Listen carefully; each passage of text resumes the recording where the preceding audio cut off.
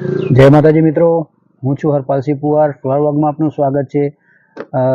વર્ષમાં એક જ વખત ઝાલા બાવજીનો મેળો આવતો છે. જે ઝાલાનો મેળો કહેવાય છે તે વર્ષમાં એક જ વખત ભરાય છે. ડુંગરવાડા ગામ છે એની બાજુમાં નાનું એક ગામ છે ત્યાં ભરાય છે.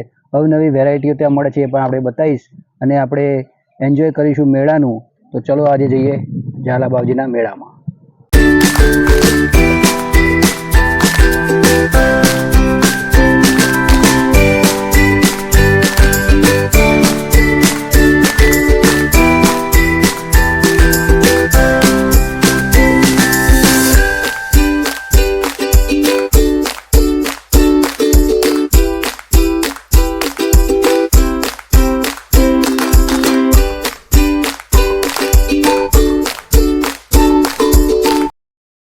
તો મિત્રો આપણે સામે તમે જોઈ રહ્યા છો ઝાલા બાવજીનું મંદિર છે.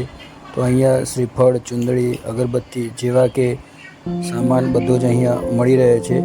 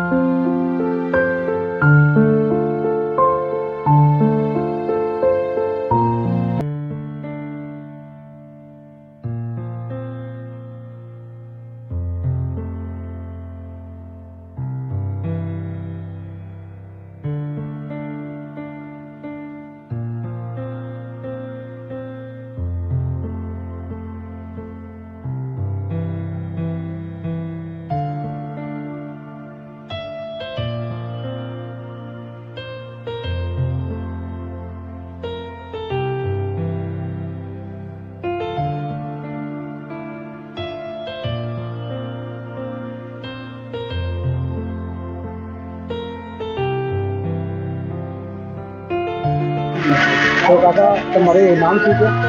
બધી કાળા વસ્તી આવે અને કેટલા વર્ષથી તમે ઝાલા બાવજીને દર્શન કરવા આવો છો અને આજુબાજુની કેટલી પબ્લિક આવતી હોય છે તે જણાવો. ઝાલામાં એવું છે કે વડીલો વાતો કરતા, વડીલો આગળના વડીલો વાતો જે કરી છે કે લગભગ એ કરી કહેતા કે 200 વર્ષ પહેલાં આપણે ઝાલો ભરાય છે, ઝાલાનો મેળો ભરાય છે. અને ઓછામાં ઓછી આ ઝાલાના મેળામાં લગભગ 30 થી 35 સંખ્યા આખા દેશની અહીંયા આવે છે તમે. અને લોકોની માન્યતા એવી છે કે ભેંસો અથવા ગાયો આવી લોકો માનતાઓ રાખે છે અને માનતા એ લોકોને સફળ થાય છે, સફળ થઈ જાય છે. આ ત્યાંથી આડોને આ હેડે સમાધાન બરાબર એવું વડીલો કહેતા હોય. વડીલોને ખબર નથી કે ચાંદનો ભરાય. હા, એટલે વડીલોને ખ્યાલ નતો કે ચાંદનો મેળો ભરાતો. આગળથી ચાલતો જ આવે છે મને. કેટલી પબ્લિક અહીંયા આજે આવશે? હા, તે લગભગ 30-35,000 માણસો અહીંયા આવશે દર્શન કરવા માટે. હા, અને જે આ દુકાનો વાળા છે એમને પણ સારો રોજગાર મળી રહેતો હોય છે. હા, દુકાનો ઠેઠ સુધી બધાને રોજગાર મળે છે અને એક દિવસ માટે સારું છે. આમ તો રાતને આખી રાતથી જ ચાલુ થાય. હા, આજ રાતે બધી જ્ઞાતિને પબ્લિક. હા, બધી બધા સૌકાર દરેક અને દરેક બધા જ માણસ બને. 701 ગામની પબ્લિક અહીંયા જે ભક્ત આવે છે દર સલીમ જોડે આપણે વાત કરી તે આજુબાજુના 700 ગામની પબ્લિક અહીંયા આવતી હોય છે અને આખો દિવસ અહીંયા મેળો ભરાતો હોય છે અને નાસ્તો, અન્ય વસ્તુ જે રમકડા છે અને જે અમુક જાત જાતની વસ્તુઓ અહીંયા મળી રહે છે.